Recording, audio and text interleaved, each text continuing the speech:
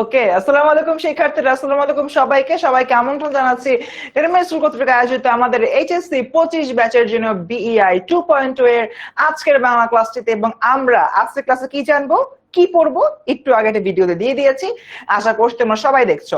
একটু জুম করলে ভালো হয়, তাহলে সবার কমেন্টে পড়তে পারবো। নাম্বার 1 এন্ড নাম্বার 2, ক্লাসের শুরুতে একদম ইনিশিয়ালি ক্লাস শুরু করার আগে যে কাজটা একটু করতে হবে আমাদের, সেটা হচ্ছে আমাদের কিন্তু জাস্ট 1-2 মিনিটের মধ্যে নামাজ ব্রেক দিতে হবে, আর জুম করতে হবে একটু, তাহলে আমাদের কমেন্ট করতে সুবিধা হবে। ওকে, সো যেটা হলো বলছিলাম, আমাদের কিন্তু 1 থেকে 2 মিনিটের মধ্যে আসরের আজান দিবে, রাইট? সো আমাদের তো আসরের আজান পড়ার একটা বিষয় আছে, এবং শুধু আসরের আজানের পাশাপাশি নামাজেরও ব্রেকের একটা বিষয় আছে। তাই আমি আমার ক্লাসে যেটা করি, ক্লাস শুরু হওয়ার পরে প্রথম 40 মিনিট আমি একটানা পড়াই, আমি কোনো ব্রেক দেই না। ঠিক 5টা 10-এ আমরা 10 মিনিটের জন্য নামাজের ব্রেক দিব, ঠিক আছে? সো তোমাদের সবার উদ্দেশ্যে বলতেছি, আসরের আজান এবং আসরের নামাজ উভয়ের জন্য আমি ঠিক ঘড়ির কাঁটায় যখন 5টা 10 বাজবে, তখন আমি তোমাদেরকে 10 মিনিটের জন্য নামাজের ব্রেক দিব। ক্লিয়ার একদম সবার কাছে? একটু কাইন্ডলি জানাও। আমার নামাজ ব্রেক দেওয়ার সিস্টেমটা হচ্ছে, আমি একটা না 40 মিনিট পড়িয়ে 5টা 10 থেকে 10 মিনিটে নামাজের ব্রেক দিব। সবাইকে বুঝতে পারছো? এটা নিয়ে কারো কোনো ডিসপিউট আছে? না ভাই আমার এখনই চাই তখনই চাই, এখনই অ্যাকচুয়ালি দিতে পারবো না, কারণ মাত্র ক্লাসটা শুরু হলো, তো ক্লাস শুরু করে যদি ব্রেক দিয়ে দিই তার হয় না। আর এরকম একটা জায়গা থেকে আমি তোমাদের ক্লাস আধা ঘন্টা 40 মিনিট পড়ানোর পরে অ্যাকচুয়ালি তোমাদের নামাজের যে ব্রেকটা রয়েছে, নামাজের ব্রেকটা দিব। ঠিক 5টা 10-এ নামাজের ব্রেক দিব। 5টা 10 থেকে 5টা 20 আমরা এই 10 মিনিট নামাজের ব্রেকে থাকবো। সবাই ক্লিয়ার একদম? একটু কাইন্ডলি কমেন্টে জানাও এই বিষয় নিয়ে কারো কোনো কথাবার্তা আছে কিনা। ওকে, সো আদা সুলতানা বললো ওকে। সো আই থিঙ্ক মোটামুটি সবার জন্য কি এটা কোনো প্যারা হবে না, এন্ড ক্লাসটা মোটামুটি ফ্ললেসলি যাবে। সো সবকিছু মিলিয়ে সবাইকে আবার ওয়েলকাম জানাচ্ছি। আমি জানি তোমাদের অনেকেই মাত্র আমাদের এই কোর্সে জয়েন করেছো, এবং তোমাদের সবার সাথে আমার একটা পার্সোনাল পরিচিতি দরকার আছে, রাইট? ওভাবে হয়তো অনেকেই আমাকে চেনো না। আমি তোমাদের বাংলা পড়াই, হাই হ্যালো করি বাংলা নিয়ে। বাংলা কি, বাংলা কেন পড়তে হয়, বাংলা প্রথম পত্র দ্বিতীয় পত্র সকল টেক্সট নিয়ে পড়াশোনা করি। অ্যাপার্ট ফ্রম দ্যাট আমার নিজস্ব পরিচয় আছে। আমি তোমাদের ফার্সিম ভাইয়া, এন্ড বর্তমানে আমি ঢাকা বিশ্ববিদ্যালয়ে পড়াশোনা করতেছি। ঢাকা বিশ্ববিদ্যালয় অনার্সের শেষ, অ্যাকচুয়ালি রেজাল্টের ওয়েট করতেছি। আগামীকাল থেকে আমার মাস্টার্সের ক্লাস শুরু হবে। সো আগামীকাল থেকে আমি আবার আমার স্টুডেন্ট লাইফে ব্যাক করতেছি। এন্ড এর পাশাপাশি 10 মিনিট স্কুলে প্রায় 4 বছরের উপরে, সামনে নভেম্বরে 5 বছরের উপরে, শুধুমাত্র 10 মিনিট স্কুলে প্রায় 5 বছরের একটা অভিজ্ঞতা আমার অর্জন হতে যাচ্ছে। তো তোমাদেরকে আমি পড়াচ্ছি, পড়ানোর মধ্যে মধ্যে অনেক কিছু শিখাচ্ছি। তবে এইচএসসি 25 ব্যাচের জন্য, এইচএসসি 25 ব্যাচের জন্য আজকে ক্লাসে একটা স্পেশাল অ্যানাউন্সমেন্ট আছে। কেউ কি গেস করতে পারো অ্যানাউন্সমেন্টটা কি? Anyone of you? একটা তোমাদের জন্য স্পেশাল অ্যানাউন্সমেন্ট আছে, এবং এই অ্যানাউন্সমেন্টটা আমরা আমাদের আজকে এন্টায়ার ক্লাসে ইমপ্লিমেন্ট করব। কারোর কোনো আইডিয়া আছে কি অ্যানাউন্সমেন্ট হইতে পারে? একটু কমেন্টে পড়ি। তাইবা জয়েন করছে, আসসালামু আলাইকুম। ওয়ালাইকুম আসসালাম তাইবা, আলহামদুলিল্লাহ ভালো আছি। মেহরিমা বলছে আসসালামু আলাইকুম। ওয়ালাইকুম আসসালাম। শ্রেষ্ঠ জয়েন করেছে আমাদের সাথে। আমাদের সাথে গিয়ে অভ্র জয়েন করেছে দেখতে পাচ্ছি। এর পাশাপাশি আসিফকে দেখতে পাচ্ছি আমাদের সাথে। তারপর আমরা তারিন 2বার কমেন্ট করে দেখতে পারলাম। রুবিনা একটা জয়েন করেছে, ও বলছে যে আমাদের মেসেঞ্জার গ্রুপ আছে কিনা, আমি জানি না আছে কিনা। ওকে, সো মোটামুটি আই থিঙ্ক সবাই চলে আসো। রিদি পাল জিজ্ঞাসা করছি কি। ওকে, আজকের ক্লাসটাতে আমি তোমাদেরকে কয়েকটা জিনিস দেখাবো। তার আগে একটু দেখিয়ে নিই আজকের ক্লাসে আমি কি টপিক পড়বো।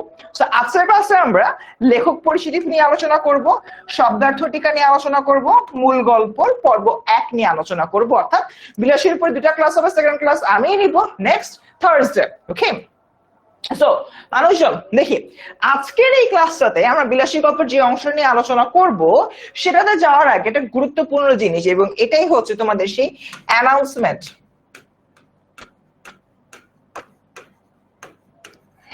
বিআই 1.0 তো আমি অ্যাকচুয়ালি এভাবে ক্লাস নিয়েছি।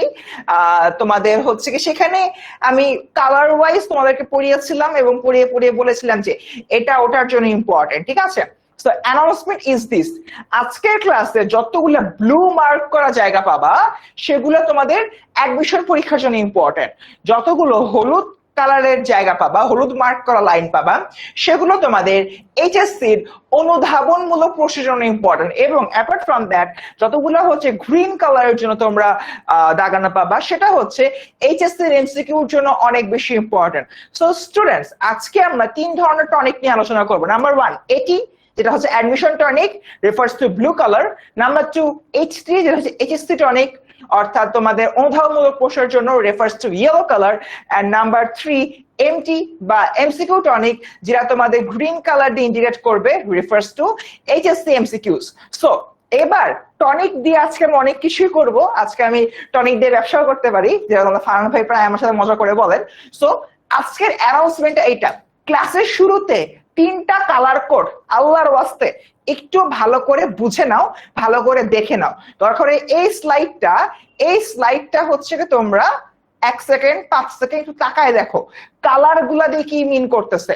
নীল দিয়ে অ্যাডমিশন, হলুদ দিয়ে এইচএসসির খ বা অনুধাবনমূলক প্রশ্ন, সবুজ দিয়ে এইচএসসির এমসিকিউ। ঠিক আছে, এগুলা একটু হচ্ছে গিয়ে ভালো করে দেখো, কারণ আজকের ক্লাসে এই কালারের অসংখ্য লাইন তোমরা দেখবা দাগানো দাগানো দাগানো। তখন আবার জিজ্ঞেস করো না, ভাই নীল কালার দিচ্ছেন কেন, হলুদ কালার দিচ্ছেন কেন, সবুজ কালার দিচ্ছেন কেন। তখন যেটা জিজ্ঞেস করবো, যদি করো আমি অ্যাকচুয়ালি অ্যান্সার দিতে পারবো না। লাগলে তোমরা এখনই এই স্লাইডটার একটা স্ক্রিনশট নিয়ে নাও, যাতে করে ক্লাসের কোনো জায়গায় যদি তোমরা একবার ভুলে যাও যে না এটা জানি কোন টনিক ছিল, তখন তোমরা একটা মানে লুক ওভার দিতে পারো। ঠিক আছে, সবাই স্ক্রিনশট নিয়ে কাইন্ডলি জানা যে ভাইয়া এসএস ডান। ক্লাসের অলরেডি 3 মিনিট শেষ, আমাদের দ্রুত ক্লাস শুরু করতে হবে, কারণ বড় একটা টপিক আজকে আমরা পড়তে যাচ্ছি। সবাই এসএস নিয়েছো? Take SS. সবাই দ্রুত স্ক্রিনশট নাও। হ্যাঁ মালিয়া, মোস্ট প্রবলি তোমার নেট প্রবলেম, কারণ বাকিরা সবাই ঠিক আছে। ওকে, শোয়েব ভাল লাগতেছে না, ভাল লাগলে বাসায় গিয়ে ঘুমিয়ে পড়ো, নো ওয়ারিজ। ওকে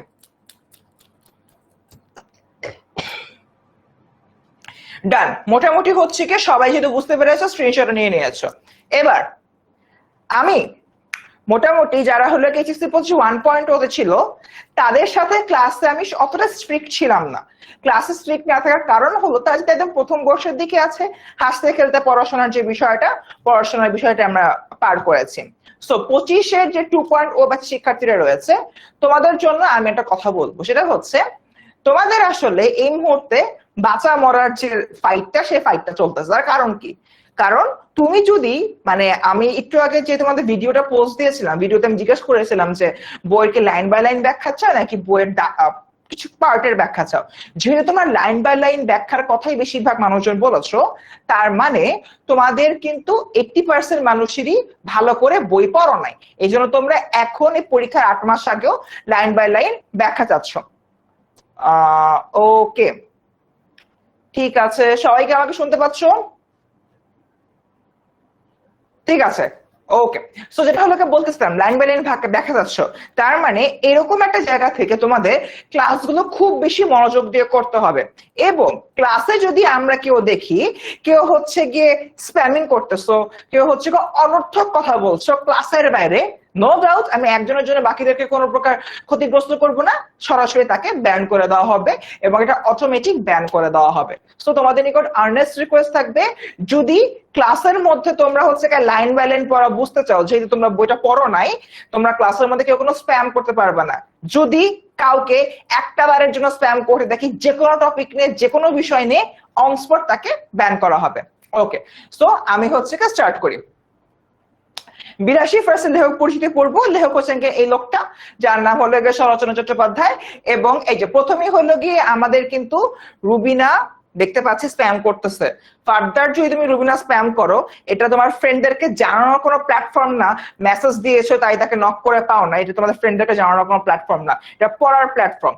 রুবিনা যদি ফার্দার এই ধরনের কোনো মেসেজ দেখি, ইনস্ট্যান্ট তোমাকে ব্যান করা হবে। ওকে, সো 82 কে লিখেছেন? শরৎচন্দ্র চট্টোপাধ্যায়। তার জন্ম হচ্ছে 15 সেপ্টেম্বর 1876 সাল। তার মানে কয়েকদিন আগে কিন্তু ওনার হ্যাপি বার্থডে হলো কি গিয়েছে। ঠিক আছে, সো এরকম একটা জায়গা থেকে দেখি তার জন্মস্থান কোনটা? হুগলি জেলার দেবানন্দপুর গ্রামে। পিতার নাম মতিলাল চট্টোপাধ্যায় এবং মাতার নাম ভুবন মোহিনী দেবী। এরকম একটা জায়গা থেকে আমরা পরবর্তী দেখবো তার শিক্ষা জীবন হচ্ছে FA শ্রেণী পর্যন্ত। FA বলতে তার সময়কালে HSC, ঠিক আছে? সো তোমরা যেহেতু সামনে হলে HSC পরীক্ষা দিবা, তার মানে তোমরা আসলে শরৎচন্দ্র সময়কাল FA শ্রেণী পাশ করতে যাচ্ছ। এরপর দেখি পেশা বা কর্মজীবন। 1973 সালে রেঙ্গুনে কেরানি পদে চাকরি যোগদান করেন তিনি এবং পরবর্তী সময় সাহিত্য রচনাকে তিনি একমাত্র পেশা হিসাবে তিনি গ্রহণ করেছিলেন। তার মানে সাহিত্য রচনা তার জন্য ছিল খুবই একটা গুরুত্বপূর্ণ পেশা। তার অনেকগুলো সাহিত্যকর্ম রয়েছে, এই সাহিত্যকর্মের মধ্যে অনেকগুলো বইয়ের নাম রয়েছে। তোমাদেরকে এখন আমি কয়েকটা বইয়ের নাম দাগাই দিব, তোমরা সেটা বইতে দাগায় ফেলতে পারো বা খাতায় লিখে ফেলতে পারো, এটা খুব বেশি ভালো হবে। তো সে বইয়ের নামগুলো যদি হচ্ছে আমি একটু দেখি, এক সেকেন্ড, কালারটা একটু চেঞ্জ করি। উপন্যাসের মধ্যে পরিণীতা, বিরাজবউ, পণ্ডিত মশাই, পল্লী সমাজ, বৈকুণ্ঠের উইল, দেবদাস, চরিত্রহীন, শ্রীকান্ত, গৃহদাহ, দেনা পাওনা, দত্তারা মিস গেছে। এখানে টোটাল উপন্যাস ছিল 1 2 3 4 5 6 7 8 9 10 11 12 13 14 15, 15টা। এর মধ্যে 1 2 3 4 5 6 7 8 9, 15টার মধ্যে আমি 9টা উপন্যাস হচ্ছে গিয়ে দাগিয়ে দিয়েছি।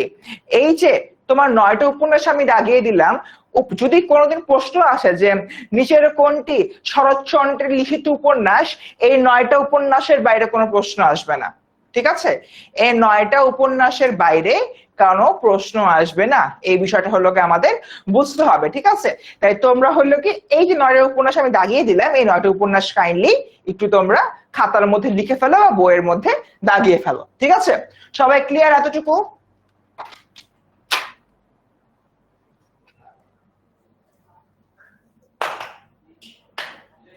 ব্ল্যাক স্ক্রিন ব্ল্যাক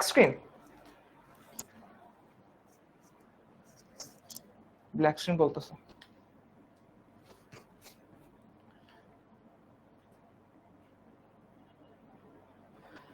স্টুডেন্ট সবাই আই থিঙ্ক তোমরা শুনতে ওকে, ঠিক আছে। রাত্রি বলেছো ওকে ভাইয়া। এই যে এখানে আমি 9টা উপন্যাস হলোকে দাগালাম, এই 9টা উপন্যাসে কিন্তু তোমাদের পরীক্ষায় আসবে।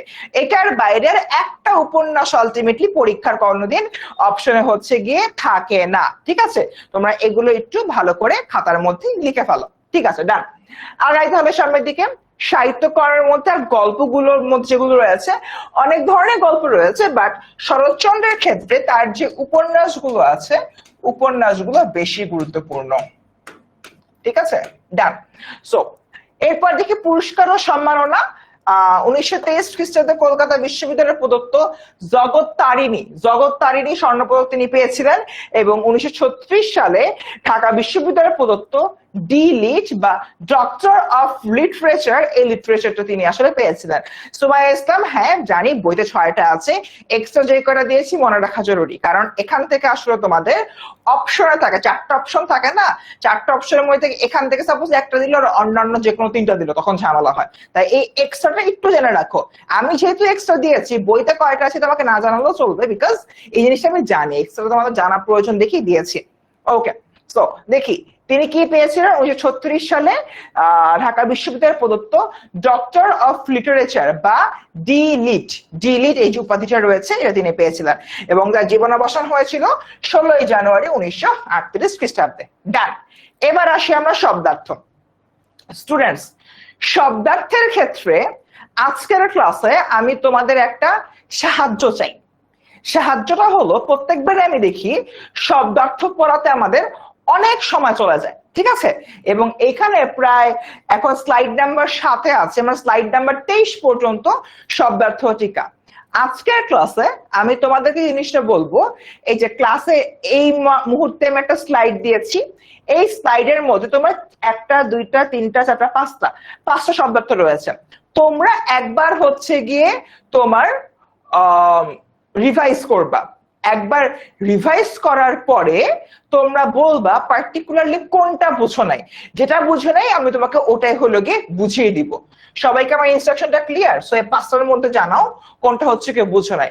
এর মধ্যে আমি একজনের প্রশ্নের রিপ্লাই দিই, একজন হলো গিয়ে বলতেছে যে ভাইয়া ডিলিট এটার অর্থ কি? ডিলিট মানে ডক্টর অফ লিটারেচার, অর্থাৎ একজন সাহিত্যিক যিনি সাহিত্যের উপরে ডক্টরেট করেছেন বা সাহিত্যের এবং অনেক বড় একটা লেভেলে চলে গিয়েছেন এরকম। ঠিক আছে, আই হোপ বুঝতে পারছো। ঠিক আছে, এবার একটু কাহিনী জানাও, এই কয়েকটা শব্দের মধ্যে কোন শব্দটা তোমরা বোঝো নাই, কোন শব্দের মিনিংটা বোঝো নাই, আমি তোমাদেরকে বুঝিয়ে দিচ্ছি। এই 5টার মধ্যে কারো কোনো সমস্যা আছে?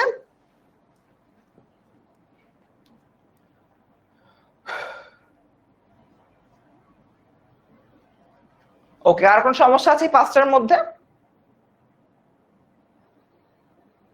কোনটা সমস্যা আছে বলো, যে আমার এটা সমস্যা হচ্ছে। সাপোজ আমি হলো কৃতবিদ্যটা বুঝলাম না। ওকে, বলতে না বলতে শিখা বলছে কৃতবিদ্য। কৃতবিদ্য মানে বিদ্যা অর্জন করেছেন এমন পণ্ডিত। ফর অ্যান এক্সাম্পল, আমাদের যে শিক্ষকরা থাকেন, আমাদের ঢাকা বিশ্ববিদ্যালয়ের শিক্ষক বা যে কোনো ইউনিভার্সিটির শিক্ষকরা, বা যিনি হচ্ছে গিয়ে পণ্ডিত হয়েছে পড়াশোনা করে, এই যে তোমার পণ্ডিত হওয়ার বিষয়টা, মানে অনেক বিদ্যা অর্জন করে পণ্ডিত হয়েছেন তাদেরকে, সেটাই হচ্ছে কৃতবিদ্য। এরপর দেখি কানাচ। কানাচ মানে ভাই ঘরের পেছনে আমরা একটা কথা বলি না, ব্যাকইয়ার্ড। আমরা আই থিঙ্ক সবাই ব্যাকইয়ার্ড এর কথা হলো শুনছি, যারা ইংলিশ মুভি বা ইংলিশ যে সিরিজ গুলো রয়েছে, সিরিজ গুলো দেখি, সেখানে কিন্তু ব্যাকইয়ার্ড ওয়ার্ডটা অনেক ইউজুয়ালি ব্যবহার করা হয়। এই যে ব্যাকওয়ার্ড, এই ব্যাকওয়ার্ড হচ্ছে গিয়ে তোমার আমাদের কানাচ। আরেকটা হচ্ছে রম্ভার কাদি। ভাই রম্ভা মানে কলা, কাদি মানে ছড়া, মানে অনেকগুলা কলা। ঠিক আছে, মা সরস্বতী, এখানে তুমি কলার অধিষ্ঠাত্রী দেবী নিয়ে প্রশ্ন করেছো। এর মানে হচ্ছে বিদ্যা ও কলা। বিদ্যা তো হচ্ছে এডুকেশন, কলা মানে নৃত্য কলা, সঙ্গীত কলা, এই যেগুলো রয়েছে নাচ গান শিল্প সাহিত্য যেগুলো রয়েছে, এগুলো হচ্ছে এক একটা কলা। এই কলার দেবী বা এই নাচ গান এগুলোতে হিন্দুদের যে দেবী পারদর্শী, তাকেই বলা হচ্ছে কলার অধিষ্ঠাত্রী দেবী। গেল। তো মোটামুটি এতটুকু বইচি না বোঝার কিছু নেই, বলেই দিছে কাঁটাযুক্ত একরকম ছোট গাছ ও তার ফল। ওকে, এরপর দেখি খেজুর মেথি। এখানে আসলে এই স্লাইডটা আমি বুঝাই দিচ্ছি কারণ এখানে বেশ কিছু জিনিস বলার আছে। খেজুর মেথি মানে কি? খেজুর গাছের মাথার কাছে নরম মিষ্টির অংশ। খেজুর যে গাছটা রয়েছে, খেজুর গাছের একদম যে তোমার মাথার দিকটা, সে মাথার দিকটা হচ্ছে নরম এবং মিষ্টি থাকে, সেটাকে বলে হচ্ছে খেজুর মেথি। ভাই বৈশি তো বললাম কাঁটাযুক্ত একটা ফল। ঠিক আছে, এরপর দেখি কামস্কাটকা।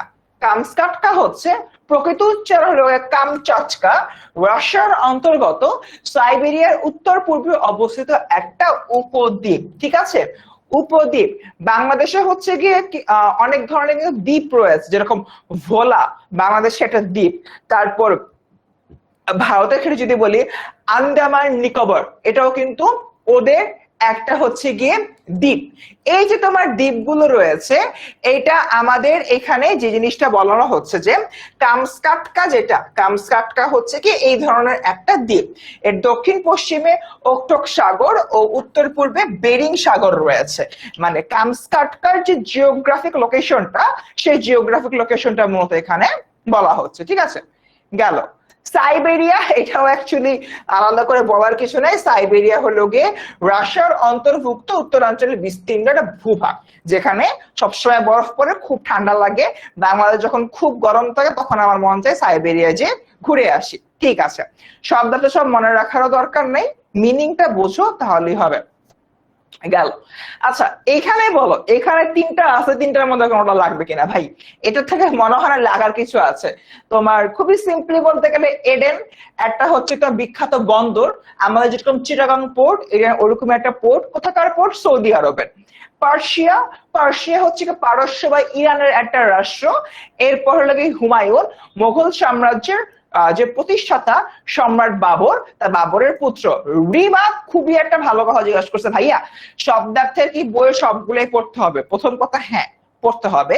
দ্বিতীয় কথা, বাপরে বড় তো হইছো তোমরা, রাইট? তোমাদের কেন শব্দার্থ মুখস্থ করতে হচ্ছে? তোমরা একটা শব্দার্থ পড়বা বা একটা চ্যাপ্টার শব্দার্থ পড়ার পরে দেখবা যে 80% শব্দের মিনিং তোমরা জানো, যে 20% জানো না, সেই 20% না পড়তে হবে। এইভাবে টেকনিক্যালি স্মার্টলি পড়ো। সবসময় তোমাদের ফার্স্ট টাইম একটা কথা মনে রাখবা, সেটা হচ্ছে তুমি পড়াশোনাটাকে স্মার্টলি হ্যান্ডেল করতে হবে, স্মার্টলি পড়তে হবে।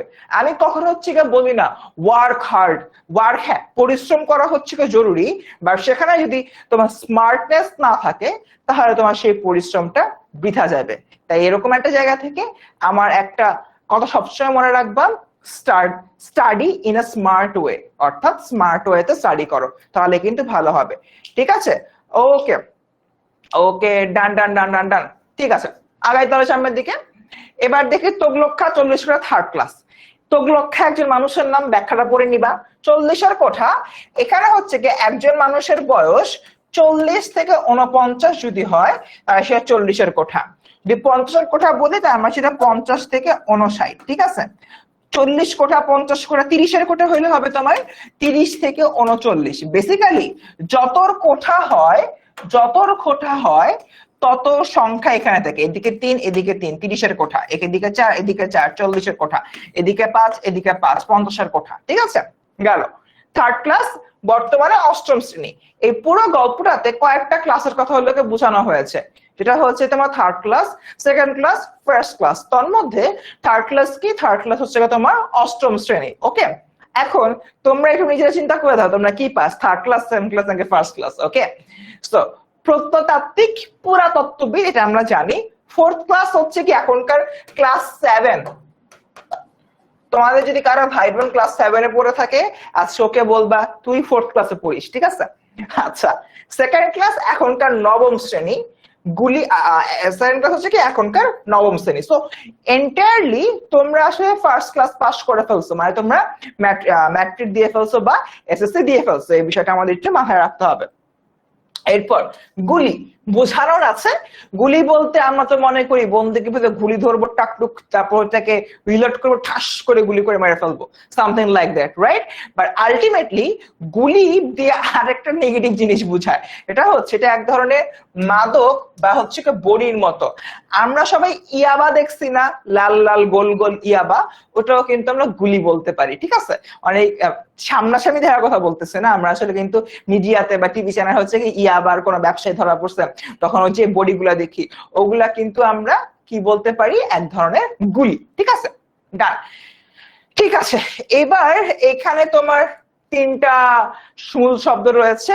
কাইন্ডলি জানাও এই কোনটা তোমাদের বুঝতে সমস্যা আছে কিনা।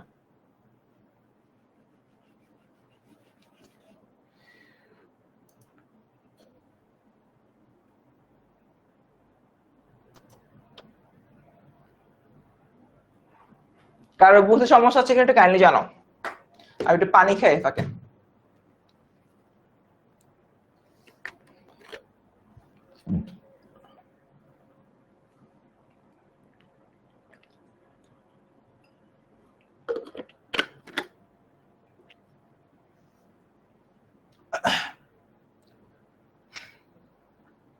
এই 3টায় কার কোনো সমস্যা আছে?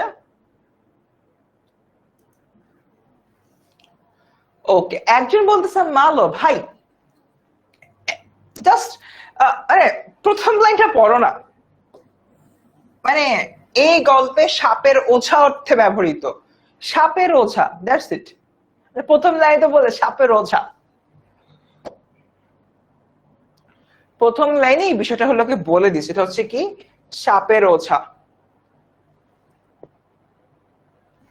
ওকে, আই থিঙ্ক মোটামুটি ক্লিয়ার। আগাই সামনের দিকে। এবার দেখো আবারও চলে আসলো বেশ কয়েকটা, এটা সবাই একটু পড়ো। এখানে প্রায় 5টার মতো আছে, কোনটা বুঝতে সমস্যা হচ্ছে বলো। আমার নেটওয়ার্কে কোনো সমস্যা নাই, তোমার নেটওয়ার্কের সমস্যা।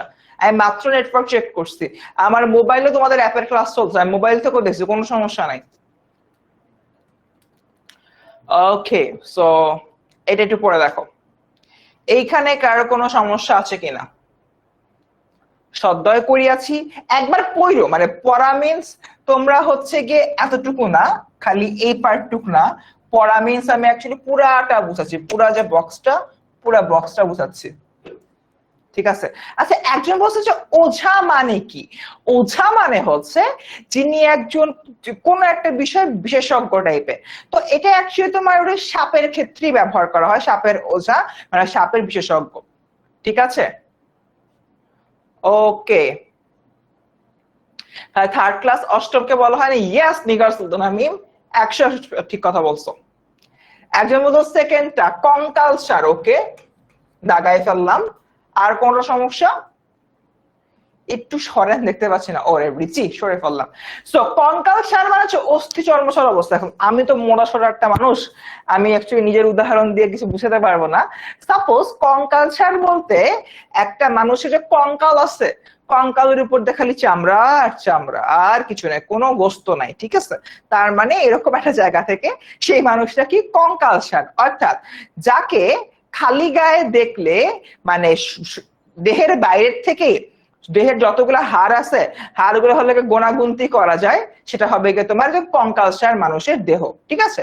যার মানে চামড়া দিয়ে খালি কঙ্কালটা ঢেকে রাখছে, গায়ে কোনো গোস্ত নাই, কোনো মোটা মানুষ নাই, একদম শুকনা টিংটিঙা যে মানুষগুলো রয়েছে তাদের কথা বোঝানো হচ্ছে। ক্লিয়ার সবাই? ওকে। জনশ্রুতি, আরে বাবা লোক পরম্পরায় শোনা কথা। সাপোজ আমরা অনেক সময় হচ্ছে অনেক ধরনের কথা শুনি না, যেটা হচ্ছে কোনো বেজ নাই, বাট প্রাচীন আমল থেকে হলো গিয়ে চলে আসছে। যেরকম যদি হচ্ছে গিয়ে মানে আমার এই মুহূর্তে ওই ধরনের কোনো এক্সাম্পল মনে আসতেছে না, মানে প্রাচীন আমল থেকে হচ্ছে কোনো একটা কথা চলে আসতেছে। সাপোজ আমার মা শুনছে তার মায়ের কাছ থেকে, আমার নানি শুনছে তার মায়ের কাছ থেকে, এরকম যেটা, এটাই বেসিক্যালি হচ্ছে তোমার জনশ্রুতি। আরেকজন কি জানি জিজ্ঞেস করছিল তোমার যমরাজ, মেবি যমরাজ মানে ধর্মরাজ, এখানে মৃত্যু অর্থে। যমরাজ বলতে এক কথায় মুসলিমদের যে আজরাইল আছে সে আজরাইলকে বোঝানো হয়। ওকে, ঠিক আছে, গেল। এরপরে চলে আসলাম এখানে আরো 1 2 3 4 5, 5টা নিয়ে একটু পরে দেখো কোনটা বুঝতে সমস্যা আছে কিনা।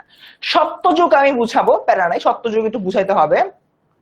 আচ্ছা, মনিকা আক্তার জোস একটা এক্সাম্পল দিচ্ছে, প্রতিবেশী আন্টি। হ্যাঁ, প্রতিবেশী আন্টিটা আমাদের হচ্ছে গিয়ে ঝামেলা করে। আনিসুর রহমান না 5টায় ব্রেক দিব না, 5টা 10-এ ব্রেক দিব, আমি যেটা বলছি ওটাই করব। ঠিক আছে, ওকে। খনার বছরের মধ্যে রুবিনা আক্তার আরেকটা ভালো কথা বলছো। সালমা, হ্যাঁ সত্যযুগ আমি বুঝাবো, বাট তোমরা একটু কাইন্ডলি জানো সত্যযুগ বাদে বাকি যেগুলা বললাম এইগুলাতে হচ্ছে গিয়ে কারোর কোনো সমস্যা আছে কিনা। 4 নাম্বার মানে 4 নাম্বারে কি সমস্যা? নিকা মানে বিয়ে। আচ্ছা, 3 নাম্বার অকাল কুষাণ্ড, বাগধারা পড়ো নাই তোমরা কখনো? অকাল কুষাণ্ড, অকাল কুষাণ্ডের বাগধারা তো একদম শুরুতেই বাংলা দ্বিতীয় পত্র বাগধারা চ্যাপ্টার শুরু হয় অকাল কুষাণ্ড দিয়ে, সো ওটা পড়তে পারার কথা। ওকে, স্লাইড ডাউনলোড হচ্ছে না কেন জানি না। ওকে, 5 বুঝান, হ্যাঁ 5 বুঝানোর আছে, 1 আর 5, ঠিক আছে। So let's start. সত্যযুগ, শোনো, আমাদের হিন্দু সম্প্রদায়ের যে তোমার ধর্মীয় গ্রন্থ রয়েছে গীতা, বা হচ্ছে গিয়ে তাদের যে তোমার পুরাণের যে ঘটনাগুলো রয়েছে সে ঘটনাগুলো নিয়ে যদি হচ্ছে কি আমি চিন্তা করি, তারা 4টা যুগের কথা বলে, ঠিক আছে? তন্মধ্যে যে বিষয় হচ্ছে তোমার সত্যযুগ, এই সত্যযুগ হচ্ছে 4 যুগের মধ্যে প্রথম যে যুগটা, যখন সমাজে কোনো অসত্য নাই, সমাজে কোনো ক্রাইম নাই, সমাজে কোনো চুরি রাহাজানি নাই, সমাজে কোনো হত্যাকাণ্ড নাই, সমাজে কোনো স্বৈর শাসক নাই, ওই যে সময়টা সেটা হচ্ছে কি সত্যযুগ। হিন্দু পুরাণে 4টা যুগের কথা বলা হচ্ছে, সে 4 যুগের মধ্যে প্রথম যুগ হচ্ছে কি সত্যযুগ, এবং সে 4 যুগের সর্বশেষ যুগ হচ্ছে কি তোমার কলিযুগ, ঠিক আছে? 4 যুগের সর্বশেষ যুগ হচ্ছে কি তোমার কলিযুগ, যে কলিযুগে সমাজে অসত্য রয়েছে, সমাজে মিথ্যা রয়েছে, সমাজে সন্ত্রাস রয়েছে, সমাজে খুনি রাহাজানি হত্যাকাণ্ড রয়েছে, সমাজে স্বৈর শাসক রয়েছে। এই যে সময়টা, এই সময়টা কি? এই সময়টা হচ্ছে কি আমার কলিযুগ। এবং এরকম একটা জায়গা থেকে রসাতলে গেলে এটার মানে হচ্ছে উচ্ছন্নে গেলে বা ধ্বংস হয়ে গেলে, ঠিক আছে? গেল। সো এখানে আমি দেখতে পাচ্ছি যে আবার 1 2 3 4 4টা রয়েছে, 4টার মধ্যে প্রথমটা বোঝানোর যোগ্য, এটা আমি বুঝাবো। বাকি 3টা দেখো পরে কোনো জায়গায় সমস্যা আছে কিনা। শোনো, এইচএসসি 25 ব্যাচ তোমাদের এখন অ্যাকচুয়ালি যে একটা মোমেন্ট আছে, এই মোমেন্টে যেহেতু তোমরা অলরেডি এই টপিক গুলার অ্যাটলিস্ট একটা টাচ পেয়ে আসছো, এই টপিক গুলো যেন এখন কিভাবে পড়া উচিত, মানে এখন অ্যাকচুয়ালি স্পুন ফিট করা যাবে না। স্পুন ফিট কি, মানে পুরো একটা হলো গিয়ে চ্যাপ্টার সাপোজ হলো আমি একটা পায়েস বানালাম, 82 চ্যাপ্টারের 82 পায়েস, সেই 82 পায়েসটা চামচ দিয়ে উঠায় তোমাদের খাওয়াই দিচ্ছি, এটাকে বলে স্পুন ফিট। স্পুন মানে চামচ, ফিট মানে খাওয়ানো। সো 82 চ্যাপ্টারকে আসলে পায়েস বানায় খাওয়ানোর সময় চলে গেছে। এখন আমাদের যে কাজটা করতে হবে, তুমিও পড়বা আমিও পড়াবো, পড়া এবং পড়ানো দুটার সংমিশ্রণ ঘটায় যদি আমরা পড়ি তাহলে তোমাদেরই লাভ হবে, ঠিক আছে? ওকে, সেকেন্ড নাম্বারটা, আচ্ছা, বিলাত প্রভৃত ম্লেচ্ছ দেশ বুঝার আছে, বুঝাচ্ছি, ঠিক আছে। 4 নাম্বার কি ভাই? শ্রাব্য অশ্রাব্য, এটা ভালো কথা, এটা গালি, অশ্রাব্য মানে গালি, দ্যাটস 4 নাম্বার তো বোঝানোর কিছু নেই। 1 ও 2 পড়বো, বদন দগ্ধ যাতে না হয়। বদন বলতে আসলে এখানে বোঝানো হচ্ছে মুখ, দগ্ধ বলতে এখানে বোঝানো হচ্ছে কি পোড়ানো। বদন দগ্ধ বলতে আসলে তোমার পোড়ানোর যে বিষয়টা রয়েছে, মুখ পোড়ানোর যে বিষয়টা, সেটাকে আসলে বোঝানো হচ্ছে। এবার আমরা হলো কি তোমাদেরকে ছোট্ট একটা হলো গিয়ে জিনিস দেখি, সেটা হচ্ছে বদন দগ্ধ না হওয়া, মুখ যেন না পড়ে, সুনাম যেন নষ্ট না হয়। বেসিক্যালি আমাদের যে এই বিলাসী প্রবন্ধটা রয়েছে, বিলাসী গল্পটা রয়েছে, সেই বিলাসী গল্পে আমরা একটা ছোট্ট বিষয় দেখতে পাই, সেটা হচ্ছে বিলাসী গল্পে বিলাসী হচ্ছে গিয়ে মৃত্যুঞ্জয়কে বিয়ে করেছে। এই বিয়েতে হলো গিয়ে সমাজের অনেক বেশি সমস্যা হয়ে গিয়েছে।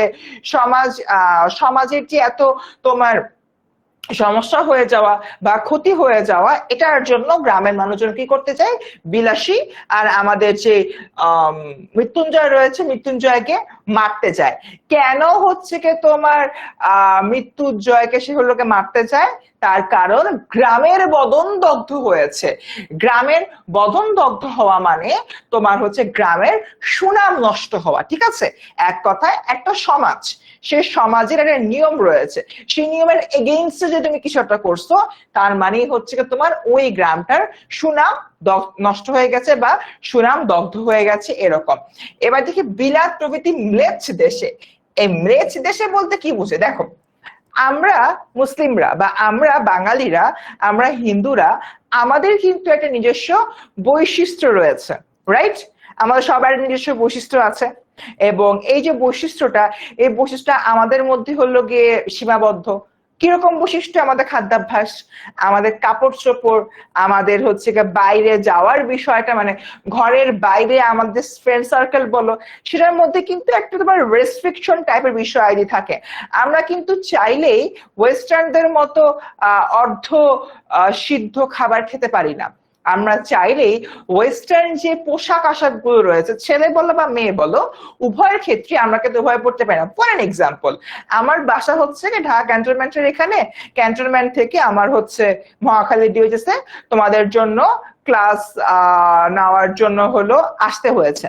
এখন আমি সাপোজ ভাবলাম যে ওকে, আমি একজন স্বাধীন মানুষ, আমি ওয়েস্টার্ন ড্রেস পরে যাবো। ওয়েস্টার্ন ড্রেস কি, আমি একটা হাফ প্যান্ট পরলাম, জাস্ট এতটুকু একটা হাফ প্যান্ট, আমার পা দুটো ক্যামেরা দেখা যাচ্ছে, এতটুকু একটা হাফ প্যান্ট, একটা স্যান্ডো গেঞ্জি পরলাম, দুই দিক দিয়ে হাতটা থলোকে বের হওয়া, একটা স্যান্ডো গেঞ্জি পরে ক্যান্টনমেন্টের ভিতর দিয়ে আমি এরকম হাম হুম করে হাঁটতে হাঁটতে মাথায় একটা হেডফোন দিয়ে এরকম নাচতে নাচতে নাচতে নাচতে আসতেছি। So what will look like? প্রত্যেকটা মানুষ আমার দিকে হাত করতে করতে ভাববে যে কি লোকটা এরকম কেন একটা ড্রেস পরে বের হয়ে আসছে, রাইট? সো আলটিমেটলি এই যে তোমার আচার আচরণ গুলা, এই যে বৈশিষ্ট্যগুলা, এই বৈশিষ্ট্যগুলা কিন্তু আমাদের সমাজের সাথে শতভাগ খাপ খায় না। যেহেতু শতভাগ খাপ খায় না, এরকম একটা জায়গা থেকে এই গল্পটার মধ্যে বিরাট প্রভৃতি ম্লেচ্ছ, সেটা হলো উচ্চারণ করা হয়েছে। তার মানে ইংল্যান্ড সহ ইউরোপীয় দেশগুলোতে হিন্দু সমাজের আচার ধর্মের কোনো বালাই নাই। মানে হিন্দুদের যে নিজস্ব কিছু রীতি রেওয়াজ রয়েছে, নিজস্ব কিছু বিষয়াদি রয়েছে, এগুলো আসলে আর থাকছে না। এটাই বেসিক্যালি এখানে বলা হচ্ছে, ঠিক আছে? আই হোপ বুঝতে পারছো। এতটুকু সবার ক্লিয়ার? এতটুকু সবাই ক্লিয়ার, বুঝতে পারছি আমরা?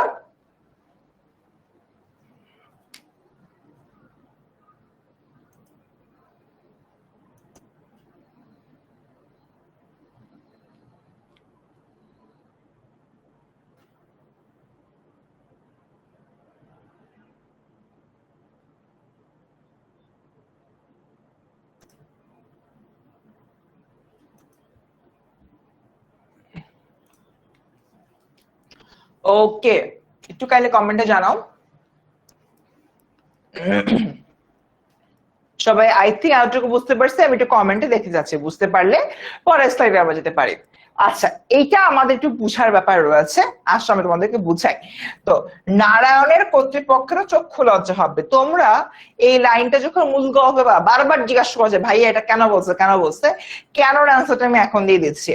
কুরুক্ষেত্রের যুদ্ধে একদিকে সর্বভারতীয় রাজারা এক পক্ষ নিয়ে যুদ্ধ করছিলেন, শ্রীকৃষ্ণ ছিলেন নিরস্ত্র রথ সারথি।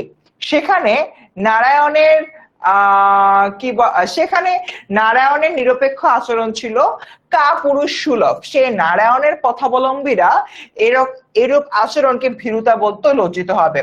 বাক্যাংশে প্রকৃতপক্ষে ব্যঙ্গ করে বলা হয়েছে যে ওদের আচরণ এতই বর্বর ছিল যে কাপুরুষের চেয়েও লজ্জাজনক ছিল। ওকে, এবার তোমাদেরকে পুরো কাহিনীটা একটু বুঝায় বলি, ঠিক আছে? দেখো, কুরুক্ষেত্রের যুদ্ধ হিন্দু পুরাণের অন্যতম গুরুত্বপূর্ণ একটি যুদ্ধের নাম হচ্ছে তোমার কুরুক্ষেত্র যুদ্ধ। এই কুরুক্ষেত্র যুদ্ধে আমরা দেখতে পাই শ্রীকৃষ্ণ যুদ্ধ করেছিলেন এবং তিনি ছিলেন নিরস্ত্র রথ সারথি। রথ বলতে বোঝায় নৌকা, সারথি বলতে বোঝায় কি? সারথি বলতে বোঝা হচ্ছে সেই নৌকার মধ্যে যিনি রয়েছেন। সেখানে নারায়ণের নিরপেক্ষ আচরণ ছিল কাপুরুষ সুলভ। সেই নারায়ণের পথাবলম্বীরাও এরূপ আচরণকে ভীরুতা বলতে লজ্জিত হবেন।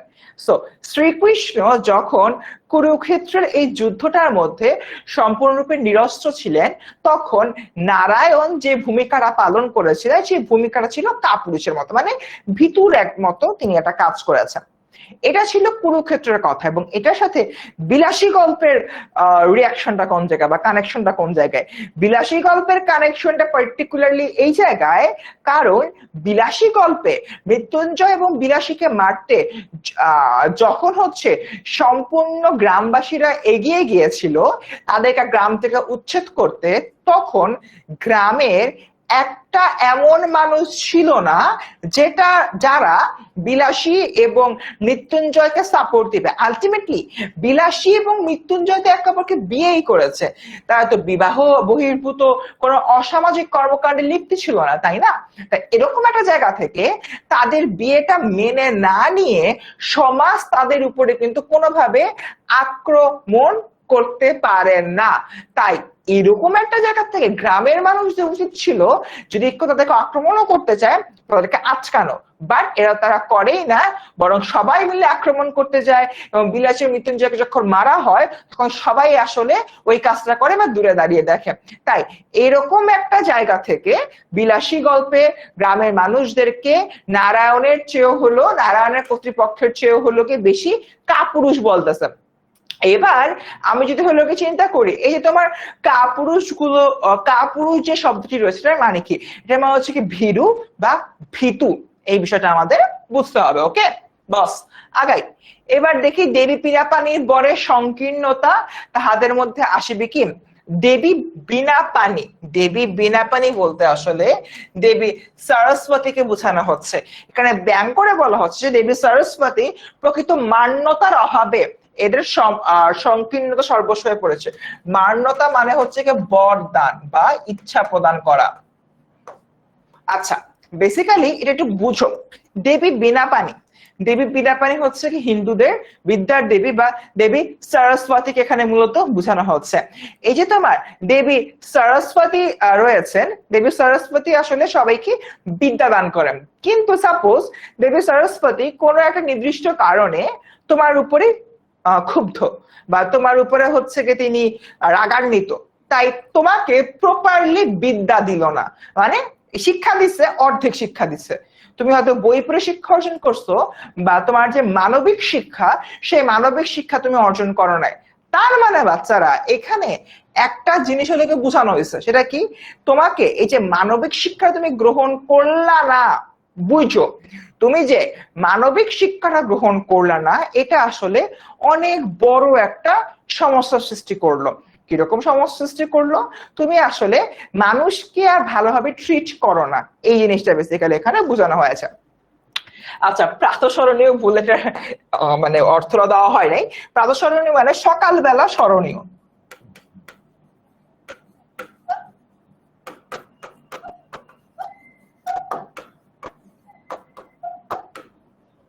সকালবেলা মনে করা হয় এমন, ঠিক আছে, সেটা কাশি বটে। এখানে কাশি বলতে হিন্দুদের হলো গিয়ে একটা পবিত্র স্থানের কথা বলা হচ্ছে। যেমন আমি যদি হচ্ছে কি যে আচ্ছা, একজন বললো আচ্ছা, বাংলা উচ্চারণ করতে গেলে সরস্বতী হয়, আবার আমার কেন জানি উচ্চারণটা বাংলাটা ইউজুয়ালি আসে না মুখ দিয়ে, ইংলিশটা বের হয়ে যায়, ওটার উচ্চারণটা সরস্বতী। ওকে, তো যেটা হলো গিয়ে বলতেছিলাম সেটা কাশি বটে। কাশি, কাশি হচ্ছে গিয়ে তোমার হিন্দু ধর্মাবলম্বীদের জন্য খুবই একটি পবিত্র স্থান। মুসলিমদের জন্য পবিত্র স্থান কি? মক্কা, সৌদি আরব, মদিনা। ঠিক তেমনি হিন্দুদের জন্য পবিত্র স্থান হচ্ছে কি কাশী, গয়া। ওকে, ঠিক আছে। আবার এখানে বেশ কয়েকটা বিষয় চলে আসছে। বারোয়ারি, সুদক্ষিণা, ফলাহার, ধন্য ধন্য পড়ে গেল, মহত্বের কাহিনী। আমি এক বাক্যে বলে দিই, বারোয়ারি মানে সর্বজনীন, অনেককে জড়ো করা হচ্ছে এরকম। সুদক্ষিণা মানে স্যালারি দেওয়া, বেতন দেওয়া, টাকা দেওয়া বা সালামি দেওয়া। ঈদের দিন সালামি করো না, তোমাকে তখন আব্বু টাকা দেয়, সুদক্ষিণা দেয়। ফলাহার, ফলাহার মানে সকালবেলার যে নাস্তার বিষয়টা রয়েছে, বা সকালবেলা না, যে কোনো টাইমের নাস্তার যে বিষয়টা সেটা। ধন্য ধন্য পড়িয়া গেল মানে সবাই হচ্ছে গিয়ে প্রশংসায় পঞ্চমুখ হয়ে উঠলো এরকম।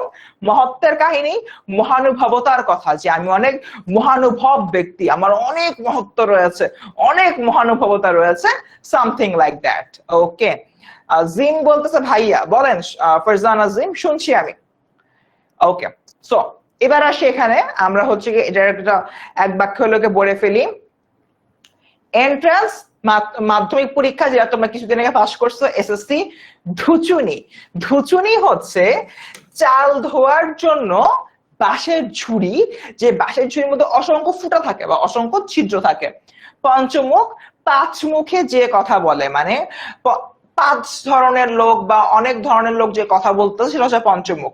পল্লী গ্রামের পুরুষদের সুখ্যাতি, বেসিক্যালি পল্লী গ্রামে পুরুষরা মনে করে নারীদের আসলে কোনো এক্সিস্টেন্স থাকা উচিত না।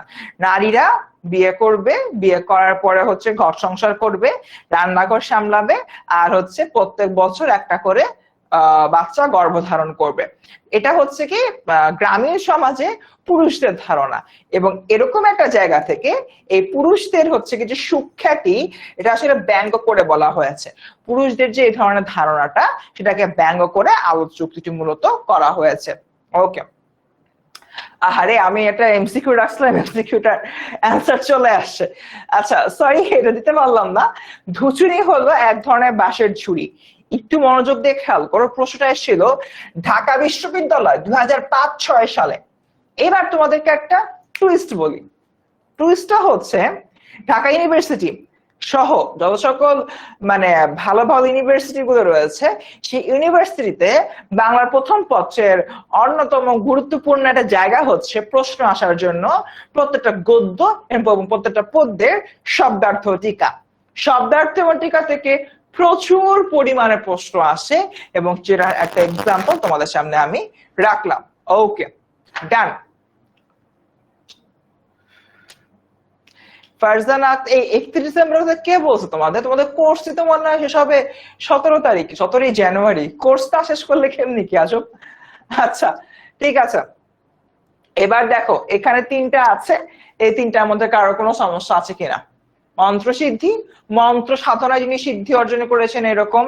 তারপর হচ্ছে মনসা, হিন্দু ধর্মানুসারে সাপের দেবী, মন্ত্রের দ্রষ্টা, যিনি হলো প্রথম মন্ত্র লাভ করেন, এমন। ঠিক আছে, ওকে, আমাদের বেশিক্ষণ বাকি নাই।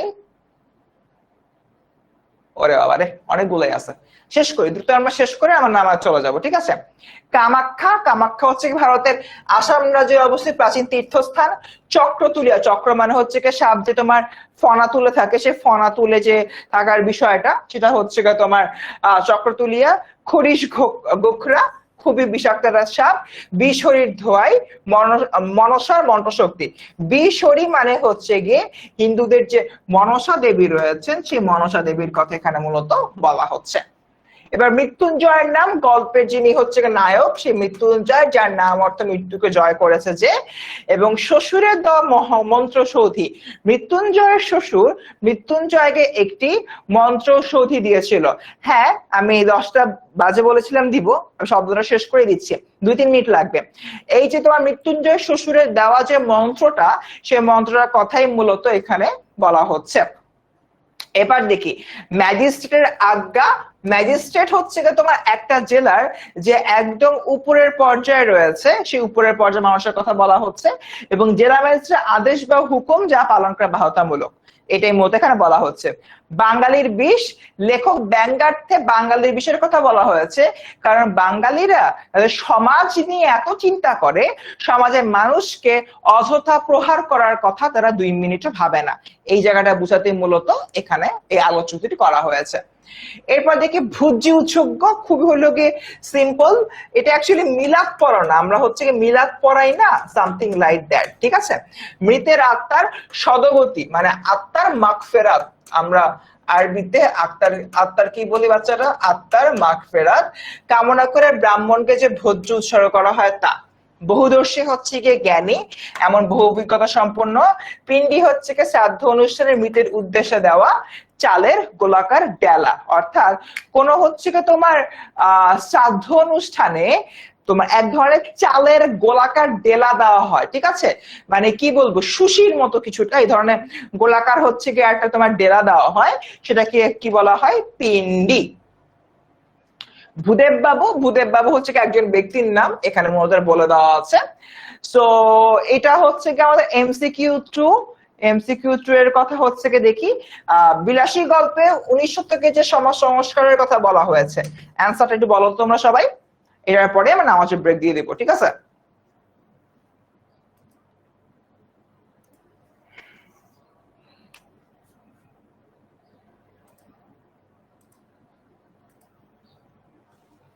ডেলা, ডেলা মানে হচ্ছে বললাম না মাত্র, ডেলা মানে হচ্ছে কি তোমার এক ধরনের দলা, দলা বলি না, ডেলা মানে দলা,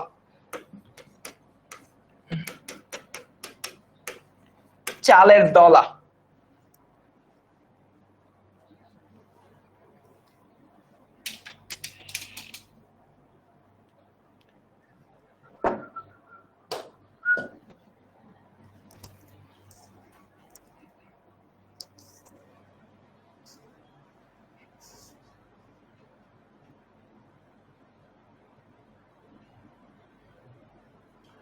ওকে, সো মোটামুটি আই থিঙ্ক বুঝতে পারছো সবাই, এর অ্যান্সার হচ্ছে ভূদেব মুখোপাধ্যায়। প্রশ্ন এসেছিল ঢাকা বিশ্ববিদ্যালয়ে 2012-13 সালে। অতিকায় হস্তি, অতিকায় হস্তি মানে বড় রকমের হস্তি, যে হস্তির দাঁত অনেক বড়, ঠিক আছে, গেল। সো এখন আমরা বিলাসী গল্পটা হলো শুরু করব, বাট তার আগে তোমাদেরকে দেওয়া কথা অনুযায়ী নামাজের ব্রেকে আমরা চলে যাচ্ছি। আমরা ক্লাস শুরু করব ঠিক 5টা 25-এ, ঠিক আছে। একটু 5 মিনিট বেশি লাগলো যেহেতু আমাদের শব্দার্থ অনেকগুলো ছিল। সো ক্লাস শুরু হবে ঠিক 5টা 25-এ। টিল দেন সবাই ভালো থেকো, নামাজ পড়ে আসো, আমিও নামাতে যাই।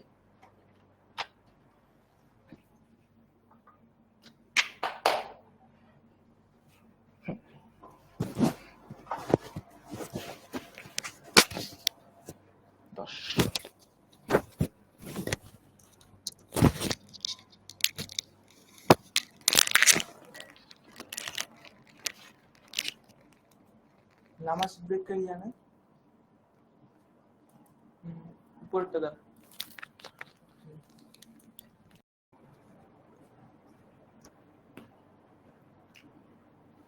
ওকে, হ্যালো স্টুডেন্ট, সরি একটু হয়তো দেরি করছে, কি হ্যাঁ 1 মিনিট দেরি হয়ে গেছে, ওই আমার মাইকের যে তারটা হলো পেঁচাই গেছিল। ওকে ঠিক আছে, আমরা হলো কি আবার স্টার্ট করে ফেলি। আমরা এবার শুরু করব বিলাসী যে গল্পটা রয়েছে, বিলাসী গল্পের একদম শুরুর যে পার্টটা, সেই শুরুর পার্টটা আসলে আস্তে ধীরে শুরু করি। পাকায় 2 ক্রোশ পথ হাঁটিয়া স্কুলে বিদ্যা অর্জন করিতে যাই। ঠিক আছে, আমি একা নই, 10-12 জন। 2 ক্রোশ বলতে আসলে তোমার 1 মাইলের বেশি কিছু পথ।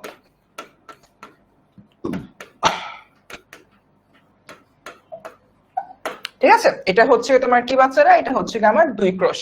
সো বেসিক্যালি এটা আমাদের মাথায় রাখতে হবে, মানে বাটি মানে বাড়ি বুঝায়। তাহাদের ছেলেদের 80% জনকে এমন করিয়া বিদ্যা লাভ অর্জন করতে হয়। তার মানে এক বাক্যে যদি হচ্ছে গিয়ে আমরা বলি, আমাদের যেই মৃত্যুঞ্জয়দের যে গ্রামটা রয়েছে, সেই গ্রামের কথা এখানে মূলত বলা হচ্ছে।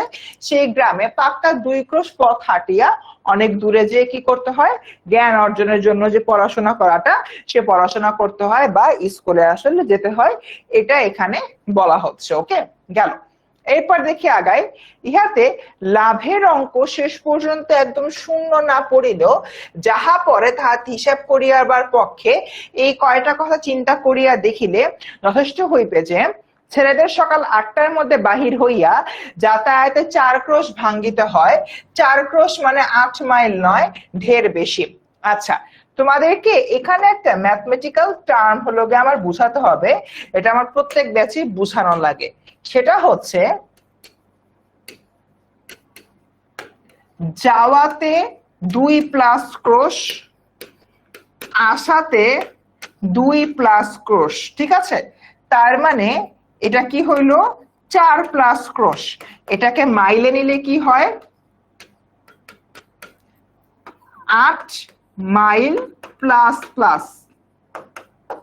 ঠিক আছে, এই সোজা অঙ্কটা এখানে করা হয়েছে যে যাওয়াতে হলো গিয়ে তোমার কি হচ্ছে, যাওয়াতে হচ্ছে গিয়ে আমার মোটা দাগে হলো 2 ক্রোশ লাগতেছে, আসাতে হচ্ছে গিয়ে আমার 2 ক্রোশ লাগতেছে, এবং সবকিছু মিলায় যাওয়া এবং আসা মিলায় প্রায় 4 ক্রোশ হলো গিয়ে আমাদের পথ লাগতেছে। কোথায় যাওয়া আসা করতে গিয়ে, স্কুলে যাওয়া আসা করতে গিয়ে। এবং এরকম একটা জায়গা থেকে আমরা হলো গিয়ে দেখি তোমার এন্টায়ারলি আমার একজন শিক্ষার্থীর প্রায় 8 মাইলের উপরের বেশি পথ প্রত্যেকদিন যাওয়া আসা করা হয়। এরকম একটা জায়গা থেকে তোমরা একটু খুবই সিম্পলি চিন্তা করো, এমন একটা গ্রাম যেখানে স্কুল কলেজে যাওয়ার জন্য আমার 8 মাইলের বেশি পথ হচ্ছে গিয়ে প্রত্যেকদিন ব্যবহার করা হচ্ছে।